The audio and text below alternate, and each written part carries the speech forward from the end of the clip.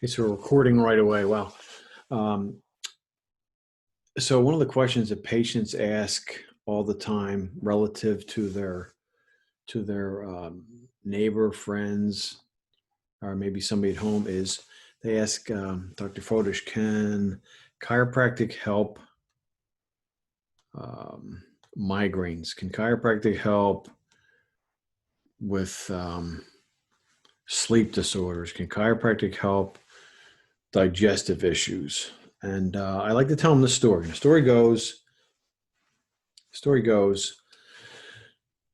that just imagine you're asleep soundly, and at 3 o'clock in the morning, your fire alarm or your smoke alarm goes off, and you can imagine what that's like. You fire up, you pop up, scared to death. You don't know what's going on. The signal goes to the fire company, and all of a sudden they're on their way. You hit the ground because you see smoke. You're not sure where the fire is, and pretty quickly the fire people come, knock down your door because you're not there, because you're upstairs, because you're stuck, you're afraid. They bust into the house. They look into the kitchen. They go upstairs. They see the smoke alarm. They knock the smoke alarm cover off, and then they take the battery out, and it stops chirping. They get off their ladder, go down the stairs, go out the front door, get back in their truck, and they go home. So it drives a point home. That's ludicrous, right? That's ridiculous. It's stupid.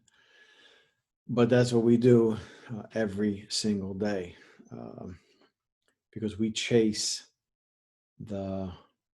we chase the alarm. We turn off the alarm because we don't like it. That alarm in our body is our pain.